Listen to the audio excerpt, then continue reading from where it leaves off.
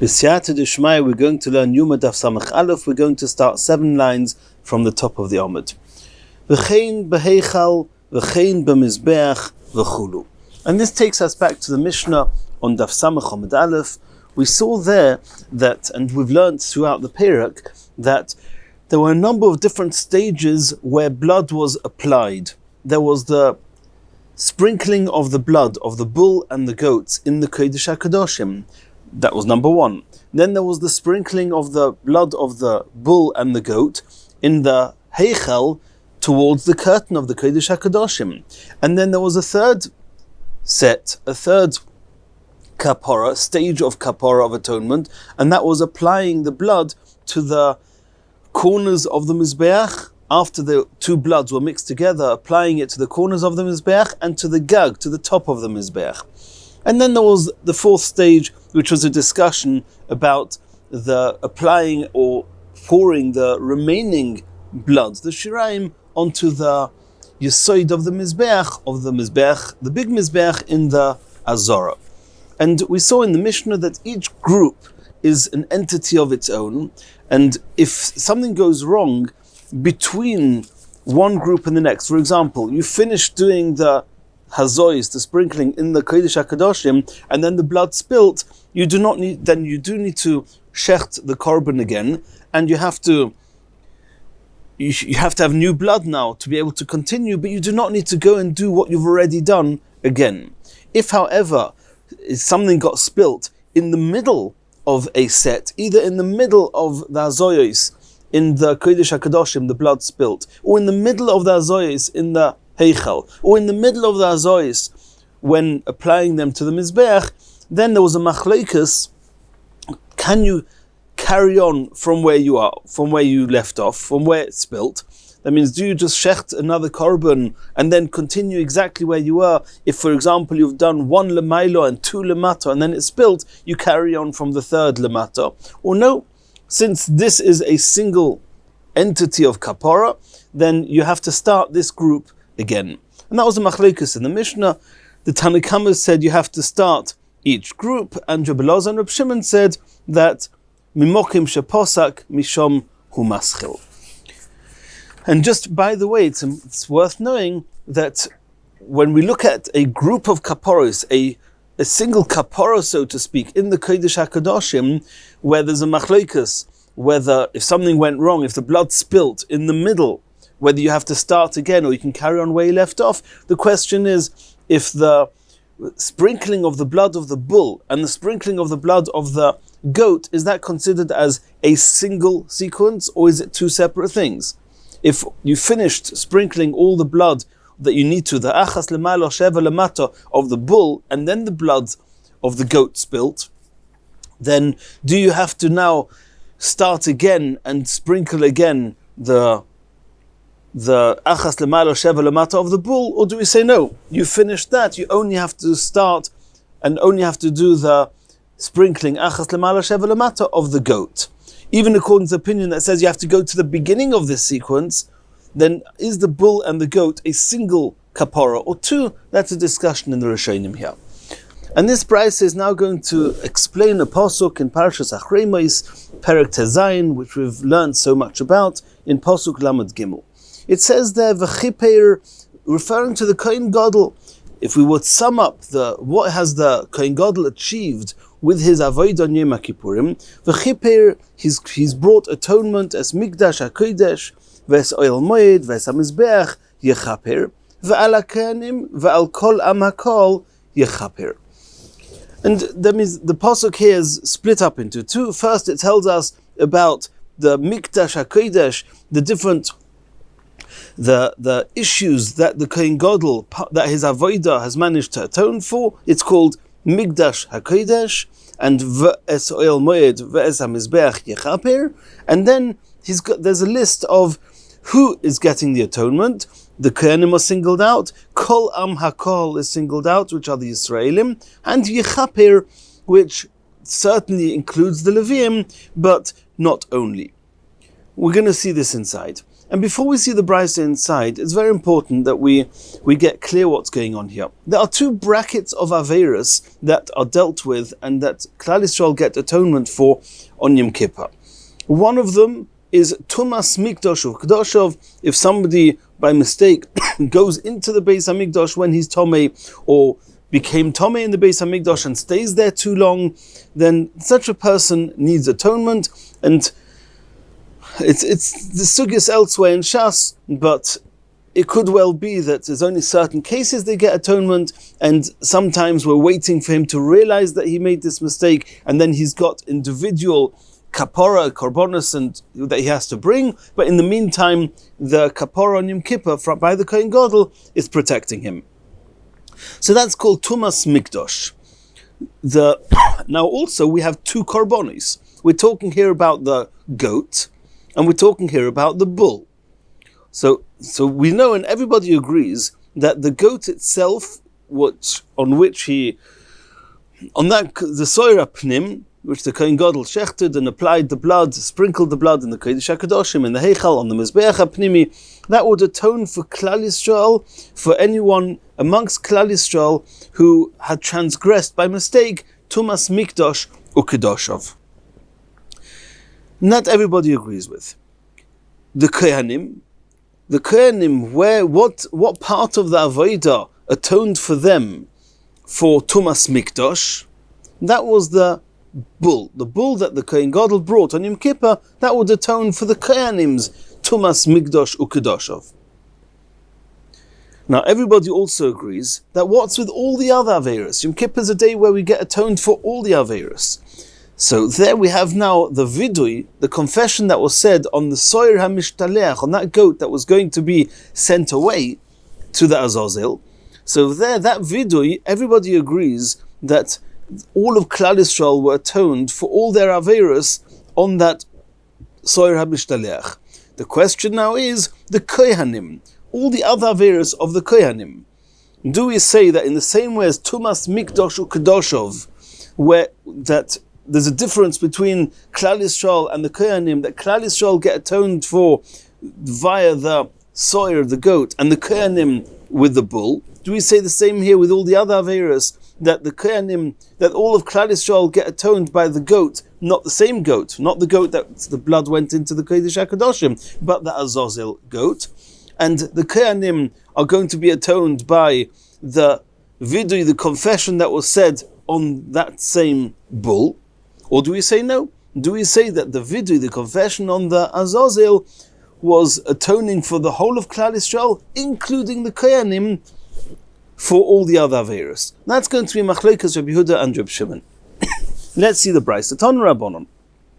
So the pasuk says, "V'chiper es mikdash hakodesh," the Kohen Gadol, over Yom Kippur, he would atone for the Tumas Mikdash Ukedoshav, for the whole of Klal Yisrael. It would be on the soir, the chatos that was shechted, the goat that the blood came to the Kodesh HaKadoshim, and for the Kohanim it was the bull.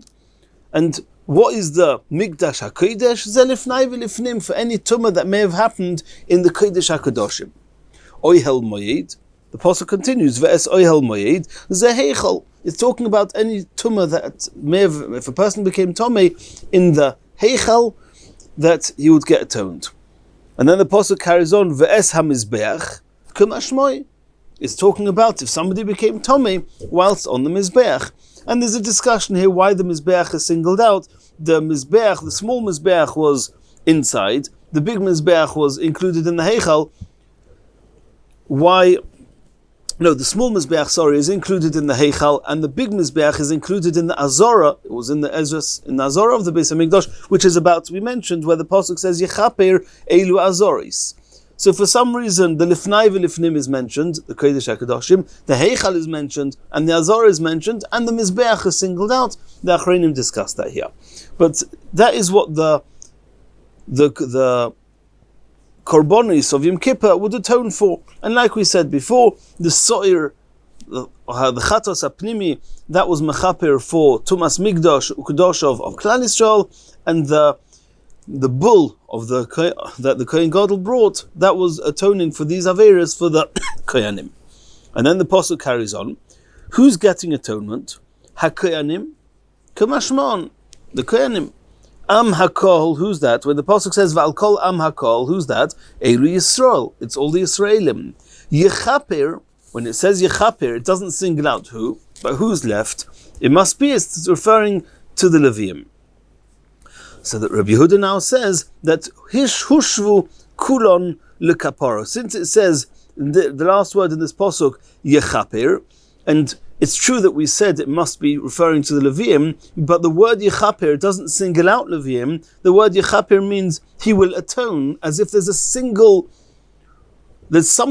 that they all have in common. Kohanim, Levium, and Yisraelim are all being atoned for equally, in the same thing. So it certainly cannot be Tumas Mikdash U'Kedoshov, because that we already said before, that the Yisraelim, the non-Kohanim, got atoned for Tumas Mikdash with a soyer, and the Kohanim with a par.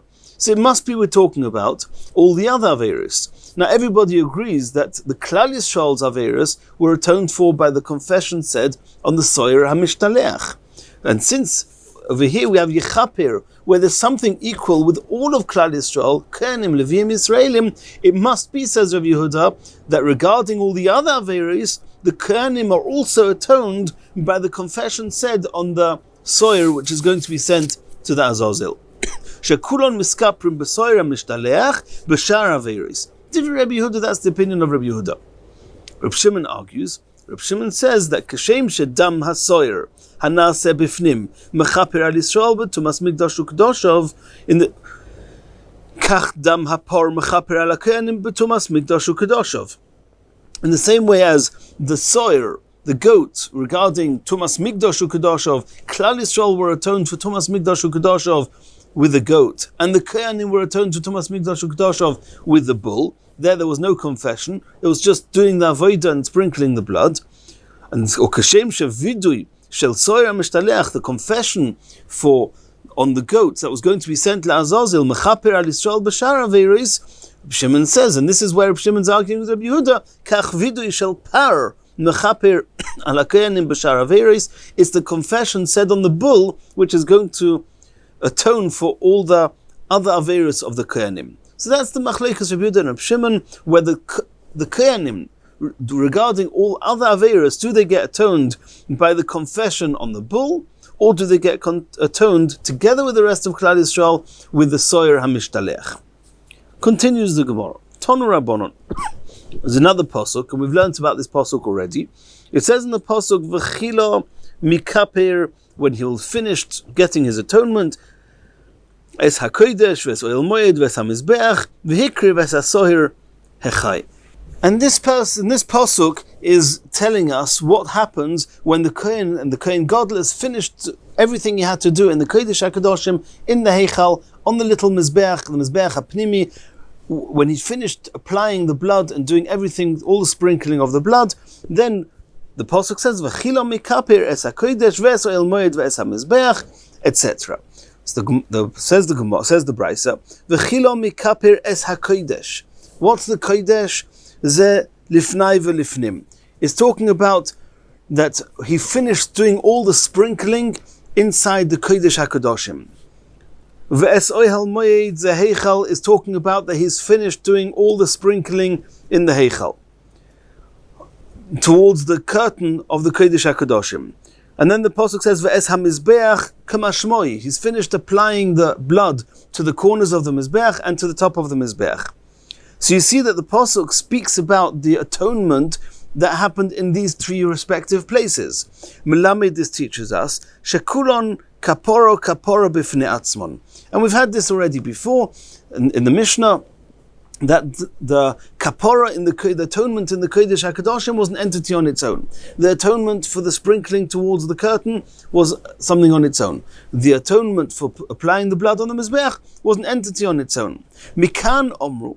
And it's from this pasuk that the Chachomim said, and we saw this in the Mishnah here, the Brisa is going to teach this to us at length, that Nosan miktsas matonos shebifnim.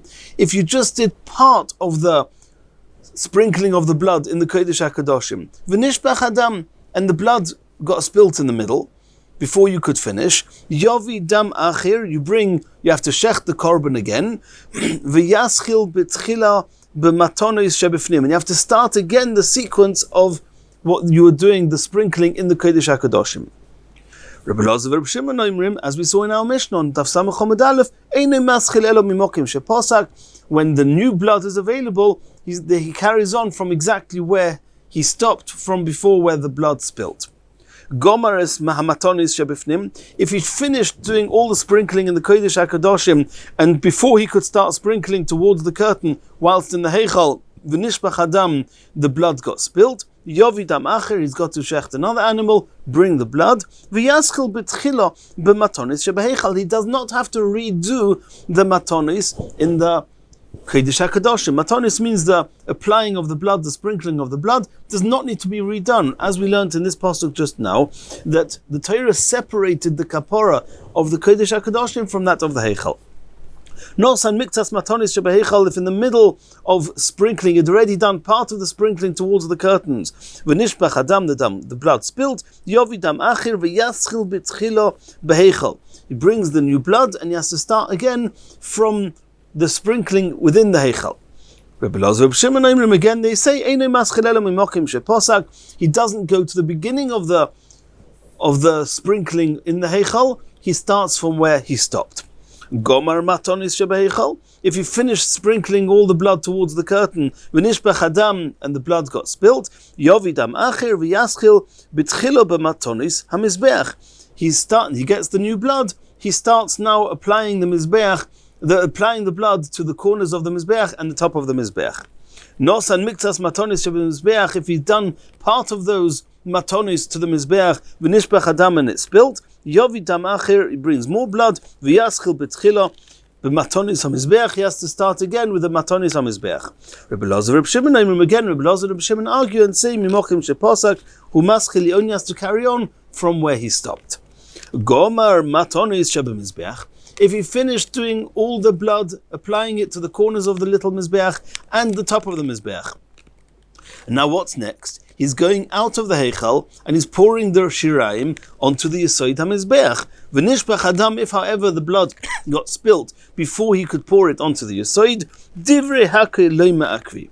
Then everybody in this brisa, referring to the Tanakama in this brisa, Rabbi Loza and Reb Shimon, they all say that the pouring of the shiraim is not ma'akev. We saw in the Gemara early on Daf Samach, there are some opinions who say that it is ma'akev. But all the Tanoim in this brisa say it's not ma'akev. Divrei hakil loy ma'akvi. Omar Rabbi Yochanan. That was the end of the brisa.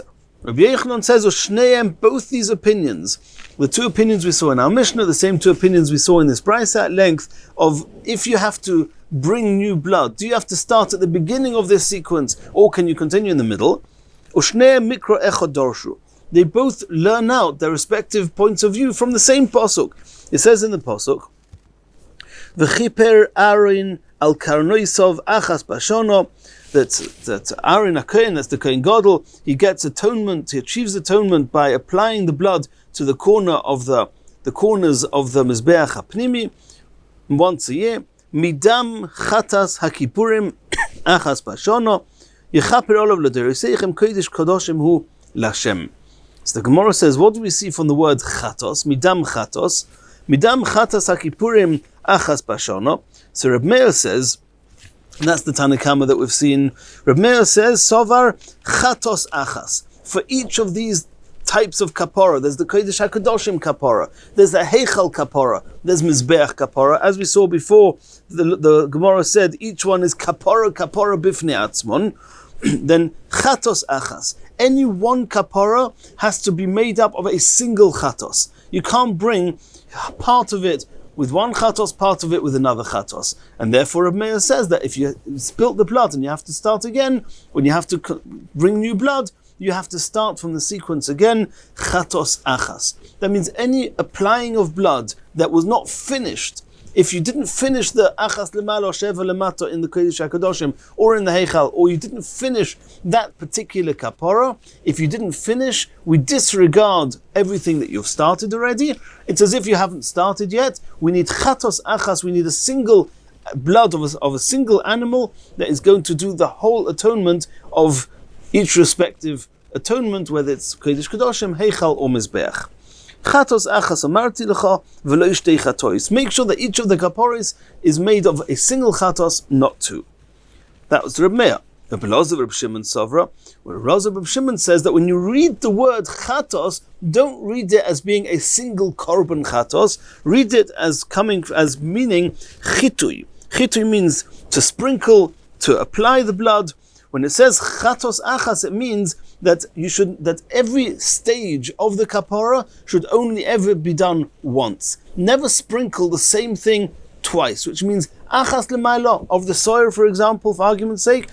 You only do that once, not twice. Even if the blood spilt after that, and you have to bring more blood from a new animal, don't do those ones again. Carry on where you're up to. Don't go back, because each point, each sprinkling, each chitui is done once. You never do the same sprinkling or the sprinkling for the same point. You don't do that twice. So there's two ways of reading the word chatos. Does it mean a korban chatos, or does it mean applying and sprinkling of the blood? Continues the Gemara. Tanya, Omar Rabbi. Rabbi said in the Brisa as follows: Li chilek Rabbi Yaakov belugin. Very, very cryptic, but Rabbi said all of 5 words. Rabbi Yaakov, he separated. That means he made a differentiation between what we just saw now, a machlokes Reb Meir on one side and Reb Elazar and Reb Shimon on the other side. That Reb Meir says whenever you start a sequence, start at the beginning, and even if you have to start, if you have to go back to the beginning. And Reb Meir says no, you start where you finished.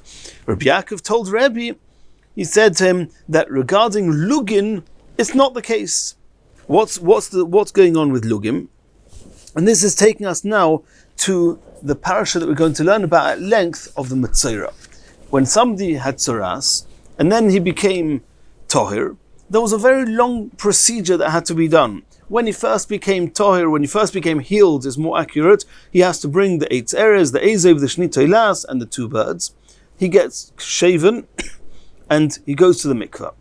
After that, he can come to Yerushalayim. He has to wait now 7 days. After 7 days, he again shaves, and he goes to the mikveh again. On day 8, what does he have to do? He goes to the mikveh. He brings a korban chatos. He brings a korban osham with a loig echod shemen. And he actually does a tenufa. They get lifted up together. It's almost like a set. The korban osham with the loig, with a lug of oil. And then what happens? Then there's a number of sequences, and I'm going to outline them before we learn the Gemara, so the whole next Omid will become easier. First, you do the shlita of the osham. Next, after that, obviously, is the zrika sadam. You take the blood of the osham and you sprinkle part of it onto the mizbech. Next, that he takes from the dam and he puts it onto the ear, the right ear of the Metzora, and the right thumb of the Metzora on his hand, and the big toe, the thumb of his feet, the big toe on his right foot. He applies some of the blood of the osham. Then we're finished with the blood. Now we're moving to the loig shemen. He takes the loig shemen, he pours it into the left hand of another kohen. One kohen pours it into the left hand of another kohen, and then this first kohen who did the pouring, he dips his finger into the oil which is being held in the left hand of the other kohen, and he sprinkles it 7 times towards the Kodesh HaKadoshim. He's actually standing at the Shar Nikanor, but he's facing the Kodesh HaKadoshim. He's sprinkling 7 times with the oil towards the Kodesh HaKadoshim. That's called Matonis Shebifnim. He's sprinkling it towards the Heichal. What does he do after that? He takes some shirayim, takes some leftover, whatever's left, he takes part of what's left in the hand of the kohen. It's called shirayim, left over. He takes that and he puts some of the blood again on his right ear, on his right thumb of his hand, and the big toe on his right foot. In the same place that he had put the blood of the osham, he now puts some of this oil. And then what? And then what's left after that, the shirayim of the shirayim, the remnants of this oil, he puts some of it onto the head of the Matzaira, and after that, whatever's left of the oil gets given to the Kohanim. That is the process. That means what he did with the shemen is matonis shebifnim, which is the sprinkling 7 times towards the heichal. There's the matonis shebe behoinois. The behoinois are his thumbs, but what actually was done, it was also his right ear and his thumb and big toe. That's called matonis shebe behoinois. And then there's something called matonis shebe roish, which is where some of the leftover oil gets put on his head. That was the sequence. Let's see what the Gemara wants with this. So what happened now, if in the middle of this process of the matnois shebifnim, which we said was the sprinkling of the oil towards the heichal, the matonis shebebehoinos, the matonis of the sheberoish, if somewhere in the middle, the loik shemen, if it got spilt, what do you do now? Do we say it's the same machloikas according to Reb Meir, you have to start from scratch, and according to Rebbe Loza and Reb Shimon, you just continue where you are now? So Rebbe said no. Rebbe said that since it says in the pasuk loig echod, a single loig, so before we said chatos echod, there was one chatos, but there we could play around with it. Chatos could mean a korban chatos, a single korban, or it could mean a single application of any hazah. That's what we saw was the machloikas before. Over here it says loig echod. All you have to, the Matzaira will only get full kapara and tahara with a single loig. You can't hold that any other way. So everybody will agree, even Rebbe Loza and Reb Shimon will agree that if the oil gets spilt, you have to start doing all these matonis again with a new loig of shemen. That's what it means that chilek, that li, to me, says Rabbi, chilek Rabbi Yaakov differentiated between the blood of the bull and the goats for the Kohen Gadol on Yom Kippur, and belugin, and this loig of shemen by the Matzaira, that by the loig of shemen, everybody agrees that you have to go back to the beginning. Asks the Gemara, v'loi?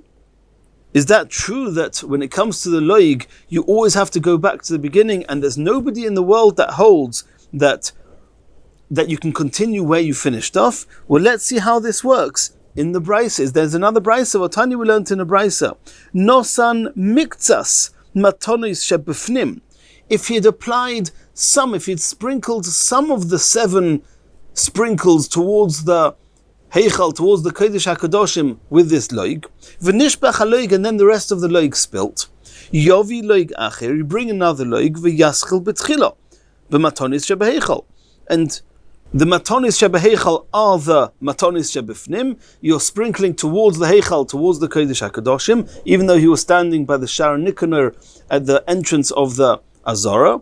But he says, like we saw before, the opinion of Reb Meir was, you start that sequence again. We said there's 3 different matonis. There's matonis shebifnim, matonis shebebehoinos, and matonis sheberoish. It's built in the middle of the matonis shebifnim, of the heichal, towards the heichal. So that's where you're going to start. Rebbe Lezer, Reb Shimon, Oimrim, Mimokim Sheposak, Humaschil, exactly the same as Rebbe Lezer and Reb Shimon argued by Yom Kippur. They're going to say the same here, that you can continue wherever you left off. And they don't say that because it says loig echod, you cannot use 2 loigs to get your tara. Gomar matnis shebeichol. In the event that the kohen who was sprinkling of the oil finished all the 7 sprinkles towards the heichal, towards the Kodesh HaKadoshim, and then v'nishbach haloig, and then the oil spilt, yovi loig acher v'yaschil betchilo b'matonis shebebehoinos. You don't need to go back and do the matonis shebifnim. Just start with the matonis shebebehoinos.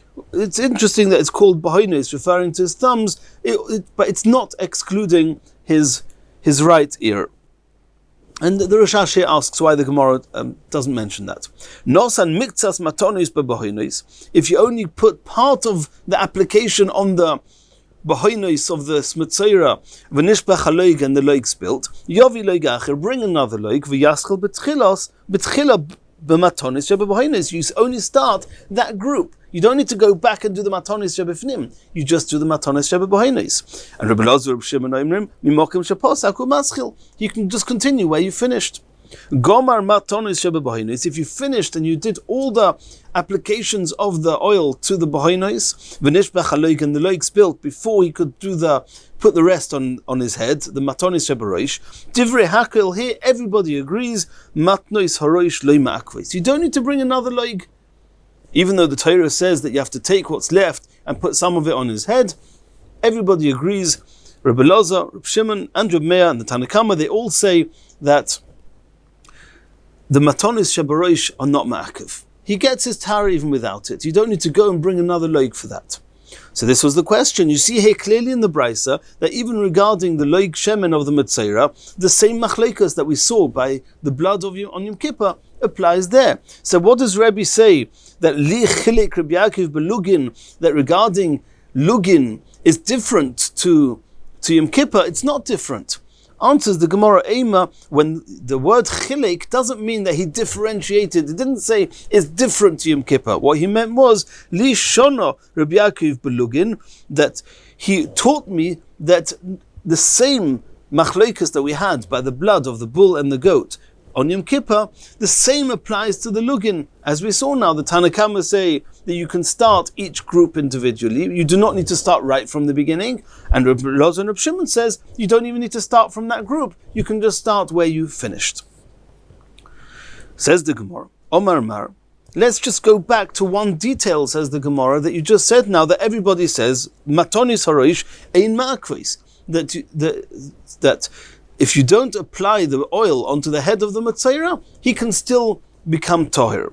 My Tama, what would be the source for that? Why would that be true? It's the same Torah, the same psukim that say that you need to have matonis shebifnim, says you need to have that what's left of it is used for the matonis shebebahinos, and what's left of it is used for the matonis shebereish. Are you going to say that the source that it's not essential is because it says in the pasuk,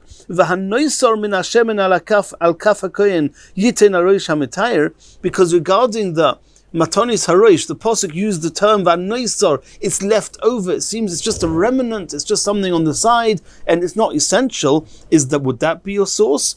If so, Elomeata, what are you going to say by the korban mincha? It says v'hanoiseres min mincha la'aron ulevonov kodesh kadoshim isha Hashem, that when you do a kaimetz of a mincha, what's left of the mincha is called a noiseres. It's left over of the mincha. Are you going to say there that it's not ma'akev whether the leftovers actually still exist or not? We know that's not true. Are you suggesting that it's not essential? We know that if the shiraim of the mincha gets lost, then we don't even put the kaimetz on the mizbeach, and the whole mincha is going to become posel. So how can you say that just because the word v'hanoisar means that it's not essential? Of course the noisar doesn't mean it's not essential, as we saw by the mincha. If so, what's your source that by the matnois haroish of the loik shemen of the Metzora, that it's not ma'akev?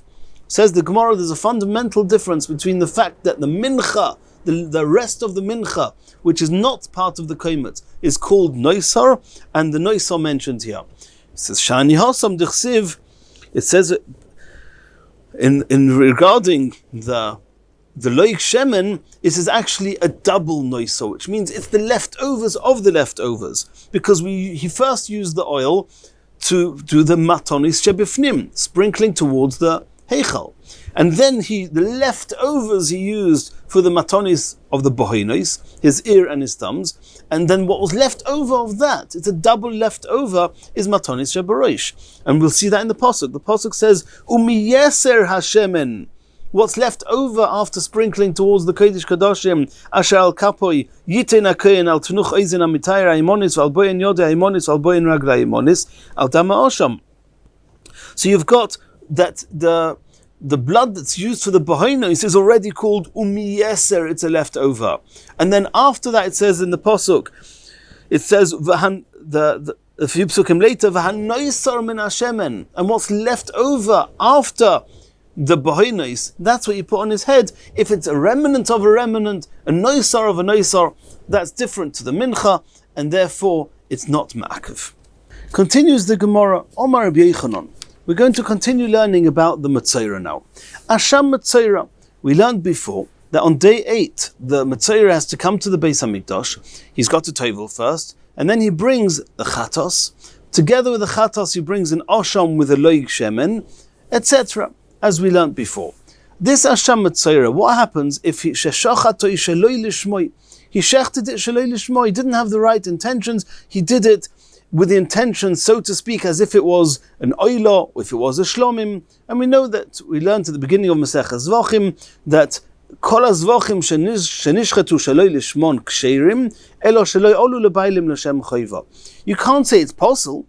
You can bring it on the mizbeach. It's a kosher korban, but it's loy olu lebailim l'shem chayva.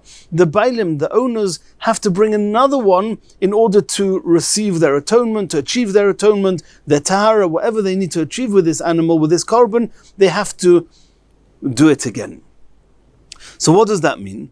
That for all intents and purposes, that means it's an avodah that was not finished. They couldn't finish it. And this very much reminds us of what we said before, that according to Reb Meir, if you did part of the hazois of any group of kapora, since it says one chatos, and you cannot have any atonement, any group, any kapora that comes from two chatois, we said before, that means that you started sprinkling, but you didn't finish the sprinkling, you didn't finish the kapora because the blood got spilt in the meantime.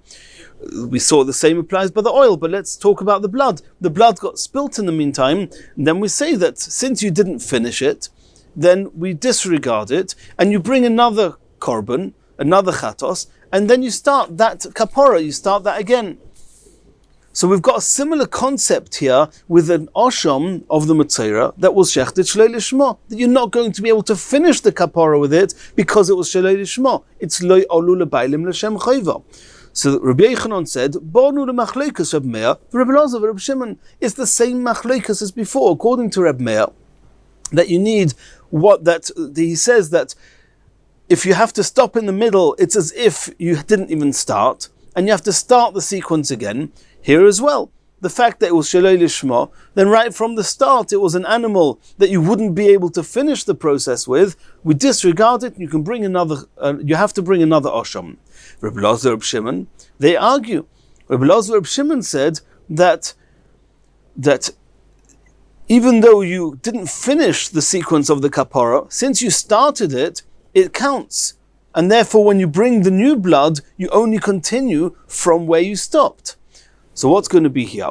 Reb Meir d'Omar Yovi Acher v'Yaschil b'Tchila. Reb Meir said before, bring the new blood and start this again, because since what you started you didn't finish, therefore we disregard it altogether. Start again.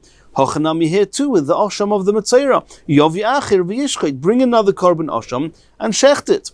However, Reb Elazar, Reb Shimon, according to Reb Elazar and Reb Shimon, she'imrim mimokim sheposak mishamu maschil, that they say that even though you didn't finish what you started, we do not disregard what you already started. Over here is going to be the same. We're not going to disregard it. And what did we say over there with the blood? That you have to bring another korban, bring shecht it again, shecht a new korban, bring the blood and continue where you finished. How could you continue? How can you continue? It says you can only bring one chatos. So we said, no, it doesn't say one chatos. According to Rabbi Elazar and Rabbi Shimon, the word chatos means chitui. It means that you shouldn't sprinkle twice.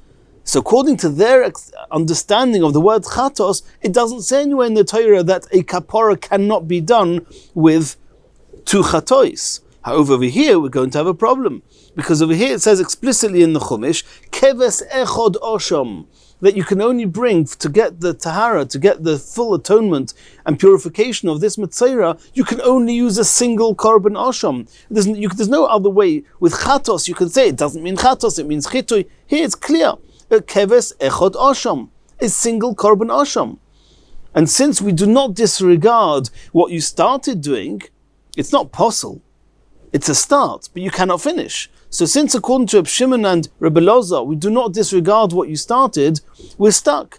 You can't bring another one because that means the atonement will be done with two ashams. And you're not allowed to do that. The Torah says keves echod asham. So ein lo takona, there's nothing he can do. Since he needs to have this korban asham in order to be able to get full to be able to get back his status of being able to eat kochim, for example, over here he's not going to be able to eat kochim again, because the asham he brought was brought shaloi lishmoi, and therefore it's loy olu lebailim l'shem chayva, it doesn't help. Another one he cannot bring because it says just keves echad asham. He's got no takana. There's no way of repairing the situation. Maskeflar of Chisda. Rav Chisda's now got a question against Rabbi Yochanan. Rabbi Yochanan said that according to Reb Meir, that said that a process that wasn't finished, it's as if you didn't start it. You're allowed to bring another korban asham. No, that doesn't work either, says Rav Chisda.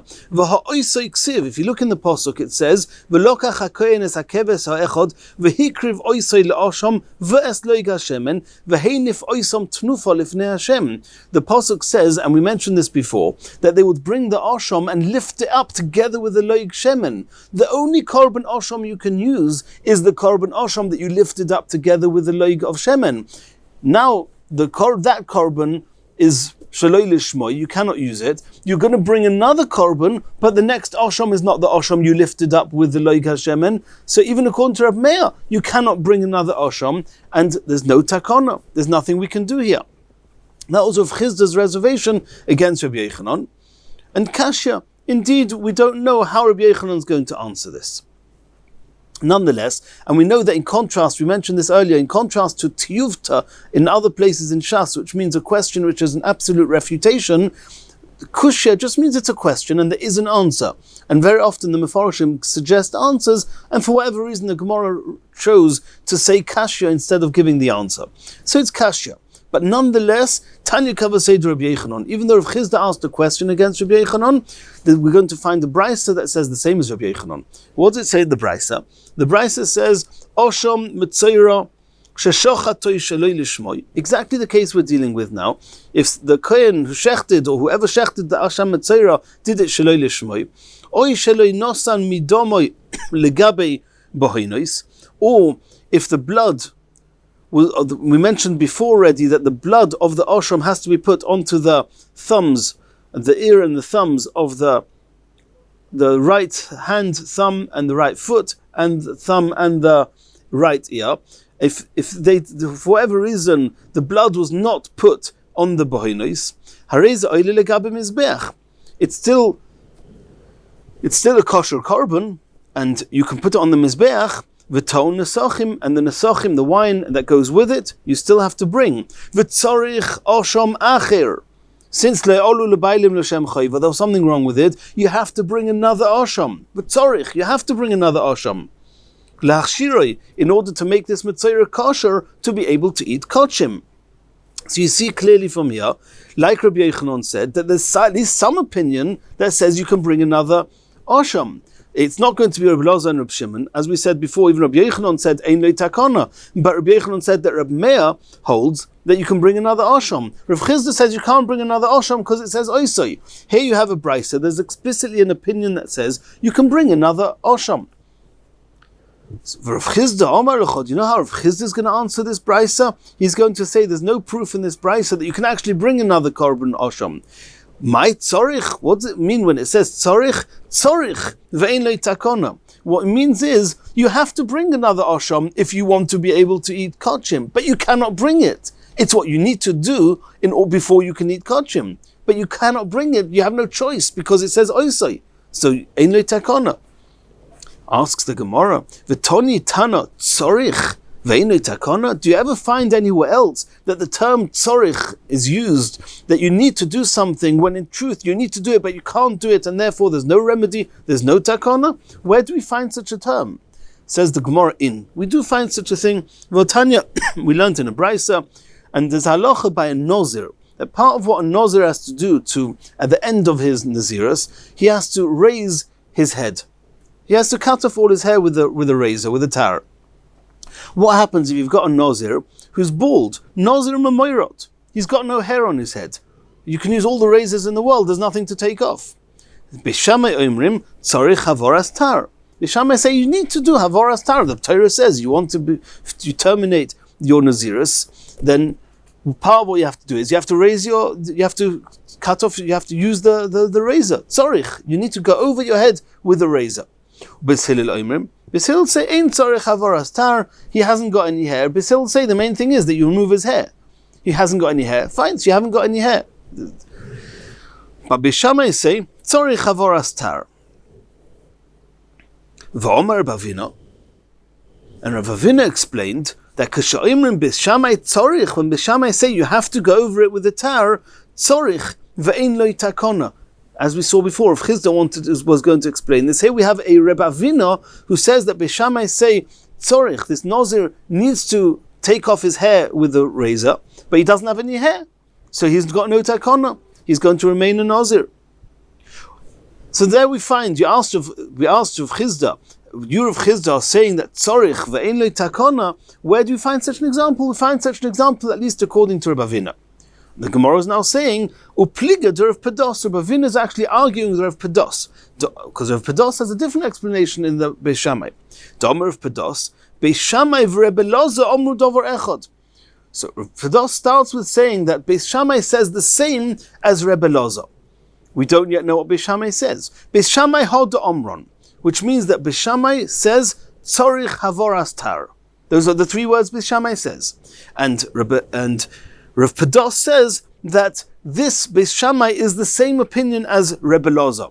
Let's see what Rebbe Loza is, and then maybe we'll understand how Rav Pados understood Beis Shammai. Rebbe Loza, the Tanya we learned in the Mishnah, Ein loy boyhen yad v'boyhen regel. What happens if this Matzera, he doesn't have a right thumb, or he doesn't have a big toe on his right foot, but you have to put the blood on it, you have to put the oil on it. What do you do if he hasn't got it? Ein lo taro ilomis. The Tanna Kama say, there's no way. The only way he can become toyer, he can be finished and have no longer the restrictions of a Matzera, and to be able to yikochim, is if you can apply the blood and the oil onto his thumbs. He hasn't got a thumb. It's too bad. Rebbe Loza Omer, what does Rebbe Loza say? Noisan al mekoymoi v'yotza. Just put the blood and the oil where his thumb would have been had he had one. And then it's okay. So what do you see from here? That Beis Shammai says the same. But I don't understand. The Torah says that you have to put the blood and the oil on his thumbs, and he hasn't got thumbs. So it must be, at least that's the way Rav Pados is understanding this, that even though the Torah says you have to do something, if you've got no choice, it doesn't matter if you're not keeping to the letter of exactly to the letter of the law, so to speak, ad hasoif. Rashi calls it loy ba'inon kra k'dichsiv. If it's not possible, then you can do be'erech. You can just try and get by with what you can do. And that is what Rebbe Loza holds. And Rav Pados said that Beis Shammai says the same. So if Beis Shammai says that tzorich, that you have to do tzorich havoras tar, you know what Beis Shammai mean? Take a razor, go over his head, nothing's going to come off because he's got no hair, and that's the closest you can get. It's no different to putting the oil or the blood where his thumb would have been, and that's it, you're yotza, and he'll get his tara. So you see that Rav Pados understood that Beis Shammai says tzorich v'yesh lo takona, not like Rav Avina said that it's tzorich v'ein lo takona. And then he's completely tired. Reb Shimon Omer. Reb Shimon says that im nosan al shel smoil yotza. He also says like Rebbe Loza that if you can't do exactly what it says in the pasuk, it's just not possible. Then it will suffice to do something similar, to do the closest you can. Just Reb Shimon said, don't just put it on the place where his thumbs would have been, but if you put the blood or the oil on his left hand, it should be normally on the right thumbs. He hasn't got. Put it on the left thumbs and yotza, and then that suffices. Continues the Gemara, and we're still continuing with the Matzera. Tanu Rabbanon. It says in the pasuk, "V'lokach hakohen midam ha'osham." The kohen takes from the blood of the osham. V'nosan hakohen al tnuch oizen hamitayir hayemonis v'alboyen yodei hayemonis v'alboyen ragla hayemonis, and he applies some of the blood on the right ear, the right thumb of his hand, and the right thumb of his foot, the big toe of his foot, with this blood of the osham. What does the word v'lokach mean? So whenever it says v'lokach in the context of a korban, it's always kabolas hadam. You're receiving the blood in order to apply it onto his ears and thumbs. V'lokach midam ha'osham yochel b'kli. I may have thought that you have to receive the blood in a vessel, as you normally do with Kabbalas Adam. Talmud Loimar, it says in the Pasuk, V'nosan, it says, V'lokach HaKohen, the Kohen takes the Midam HaOsham, he takes the blood, V'nosan, and he applies it, he puts it onto the V'nosan HaKohen, Al Tenuch Oizen, etc., on his ear and his thumb. And so we have the word V'lokach together, the word V'nosan, Ma'anasino, in the same way as applying the blood onto the ear and thumbs of the Kohen, of the Metzora, is Ba'atzmei Shel Kohen. He's doing it with his bare hands, with his finger. He's not throwing it on with the utensil. He's dipping in his finger into the blood and then putting it onto the ear and thumbs. Aflekicha, so too when you receive the blood of the Osham, Ba'atzmei Shel Kohen, you don't receive it in a utensil, you receive it in your bare hands. I may have thought that maybe to receive the blood of this Osham with the intentions of doing Zrikas Adam, because we said before, one of the things we have to do, we have to put the blood, we have to apply the blood, as with every other Korban Osham, onto the Mizbeach. Maybe there too, you receive the blood in your hands and take it to the Mizbeach that way. Talmud Loimar, no. It says that we learn in another Pasuk, it says, Ki kachatos ha'osham hu, that we compare an osham to chatos. Ma chatos, the same way as a chatos, to uno kli, you have to receive the blood in a utensil. Af osham ton kli, so you have to receive the blood in a kli. So now we've got an issue. We've got somebody who needs to receive the blood in a kli in order to do zrikas adam. We've got somebody who needs to receive the blood in his hands in order to apply the blood onto the ears and the thumbs of this Metzora. Nimtzei sato omer. So what's going to happen? What's going to be? There are two kohanim receiving the blood. Echod biyad, ve'echod bikli. One of them is receiving it in his hand, and one is receiving it with a kli. Zeh shekibel bikli, the one that's receiving the blood in the vessel, bolo yitzal mizbeach, is going to go to the mizbeach and sprinkle the blood there. Zeh shekibel biyad, the one that receives it in his hand, bolo yitzal metzora, he'll go to the metzora and put the blood on his ear and his thumb. Continues the Gemara, Tonu Rabbanon. That's the version of the Vilna. Go on, Tonu Rabbanon. And this is now taking us back to our Yom Kippur. We said before, what happens if for whatever good or bad reason, something went wrong, the blood got spilt, and you have to, everybody agrees that you have to, the whole question was, where do you go back to? But if you haven't finished doing the Avodah, then you have to bring another korban. If you have to bring another korban of a bull, you have to shecht another bull. If you need the blood of the goat, you have to shecht the goat. Now, the issue is, it's something we haven't discussed yet at length, and that is that this goat, that the blood is being put into the Kodesh HaKadoshim and then into the Heichal towards the curtain and then on the Mizbeach that we've learned about at length. This soyer was actually one of the two goats that were determined to be Kodesh Lashem, Chatos Lashem. It was going to be a Korban Chatos Lashem via a goyrel. Now suddenly that blood got spilt. We need another soyer. Can you just go and shecht another soyer? No. What you have to do is you have to take another 2 seirim and you have to do a goyrel. And then the goyrel that comes out, Chatos Lashem, that's going to be the one that you're going to replace the blood with of the one that spilt. And we'll have to see later what to do with the Azazel one, because every goyrel there's 2. So every time you need to re-shecht, or you need to bring the new blood of a goat, you have to bring 2 goats and do a goyrel. The question now is, these goats, what did they do with them? And the same would apply with the bull. If you have to shecht another bull, then you might have now 2 bulls. If the blood of the bull got spilt, you need to shecht another one. So now you've got 2 bulls here, and the halacha is that this bull and the goat is later going to be taken out of the 3 camps, out of the 3 machanois, and was going to be burnt. And the halacha is that anyone who's engaged in burning the soyer and the parah becomes tomei on some level. And they have to be burnt outside, in the Beis Hadeshen it's called, outside the Machnos, outside Yerushalayim. So the question is, what's the halacha now? If I've got 2 goats, 3 goats, however many there are, 2 or 3 bulls, what do I do now? Which ones do I take out to burn outside? Which ones, when are going to make those engaged in burning them Tomei. Says the Gemara Tanu Rabbanon, v'chulon mitamin begodim v'nisrafin abeis hadeshen. All the seirim, however many you had to shecht, however many of the bulls you had to shecht, you take them all outside the machne, you burn them all, and the people engaged in any of the burning are going to become Tomei. The begodim are going to become, the clothes are going to become Tomei. Divi Rebbe Loza Reb Shimon, that was the opinion of Rebbe Loza and Reb Shimon. And this resonates with what we said before, that the opinion of Rebbe Loza and Reb Shimon is that if you start doing an avodah with an animal, then it still counts. We don't say that it's as if you didn't do anything, you have to start again. They say that whatever you've done already, you don't need to redo. So each of these animals is part of the process, and that's why they all get taken out and they all get burnt. The Chacham say no. Ein metamin begodim ve'ein nisrafin abeis hadeshen elo ha'achrin.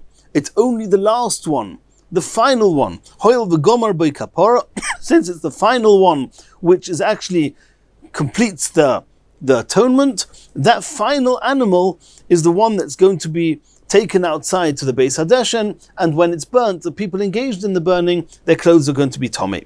And this that I explained, that it was Rebbe Loza and Reb Shimon, based on their own opinion before. Rabbeinu Chananel says that, but if you learn Rashi well, and the Tosfos Yeshanim, there could be room to learn differently, but we've explained the Gemara in a basic way.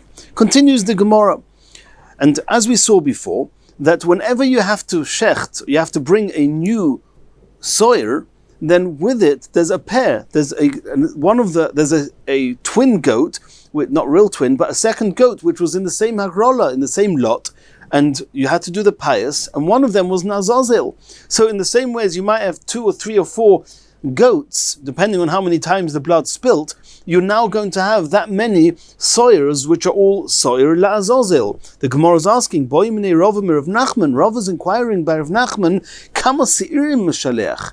So I understand there's a machlekes here, how many of the seirim that were shechted, how many get burnt at the Beis Hadeshen. We saw it was a machlekes, whether it's all of them or just the last one.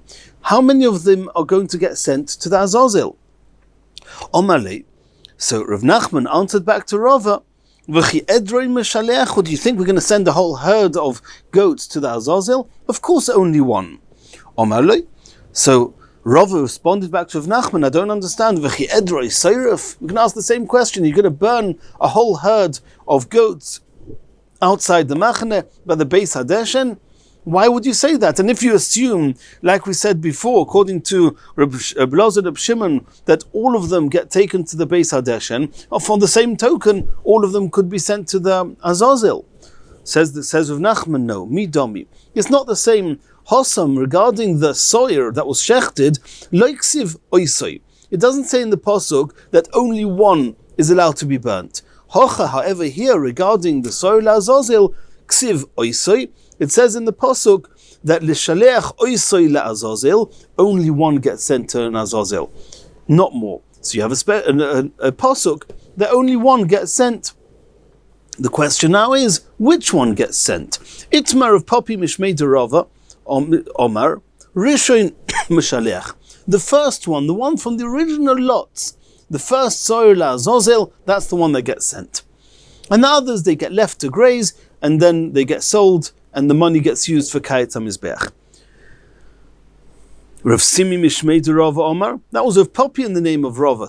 Rav Simi says that in the name of Rava Omar, Achrin Mishalech, the last one. That's the one you send to the Azazel. The Gemara says, Bishleim Rav Simi, according to Rav Simi Mishmei Rava, the Omar Achrin Mishalech, I can understand the logic of the last one being sent. Kosova Hoil v'Gomar by Kapara, that's the end, the final atonement is with the last one. I can understand that's the one that should get sent. Elor of Popi Mishmei Rava, my Kosova, why would we send the first one? Answers the Gemara, Sova lo Rabbi Yesi, because he holds, or Popi in the name of Rava holds, there's a concept called the Omar Mitzvah Barishin. Whenever you can choose from a number of items or a number of things, which one to use for a mitzvah, always take the first one. Let's see where this is. We're going to have two options in the Gemara. Hi Rabbi Yossi. Which Rabbi Yossi is this? Where do we find that Rabbi Yossi had this opinion that mitzvah barishain? Ilema, the Gemara is suggesting, is it Rabbi Yossi de kupos? Rabbi Yossi with the money boxes. What was that? Ditnan, we learned in a Mishnah, shalosh kupos shel shalosh soin. We know that in Rosh Chodesh Adar, in the month of Adar, people, all of Klal Yisrael would send in their half a shekels into a big chamber in someplace in the Beis Hamikdash. And then they would remove the money, they would do a Trumas Halishka into 3 different boxes at 3 different intervals. Box Aleph, box Beis, box Gimel. And each box had Shalosh Soim, Shebehem Toirmin Salishka, with these boxes they would withdraw money from this chamber. Vahya Kosov Aleim, and on these boxes was written Aleph, Beis, Gimel. They were numbered. V'tanya, we learned in a Brayso Amar Rabbi Yossi, Lama Kosov Aleim Aleph Beis Gimel. Why were they numbered? Leida Ezemem Nitra Morishain. I want to know. This box was the first box that was the money withdrawn from the chamber, and then there was the second box, and then the third box, and then we learned in Masechet Shkolim at length what this was all for. But why was it important to know which box was Aleph? To know Lahavi Hemen Orishain, because that was the first box that the money was withdrawn from the chamber. And that's the one that would be used first for the korbanos. Shamitzvah barishain is a mitzvah to use the money of the first box for the korbanos, to use that money first. So maybe we have proof this is a Rabbi Yossi that says mitzvah barishain. Says the Gemara, no. Dilma beidnot is chazoi kamaisa lo is chazoi basraisa. When did the first box become fit to be used for korbanos? As soon as you withdrew into this box from the chamber, you could use that money. At that point, the second withdrawal hadn't been done yet. So maybe only over there, mitzvah barishain is because when the first one became fit, no other coins were fit.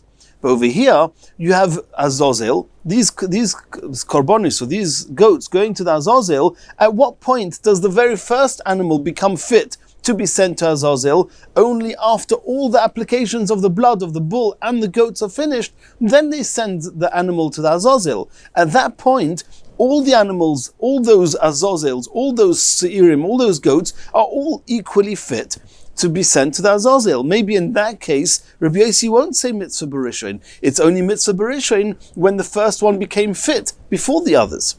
Says the Gemara, okay, Elo Rabbi Yossi de Pesach. I've got another case where you have 2 animals that both became fit at the same time, and nonetheless Rabbi Yossi says mitzvah barishain.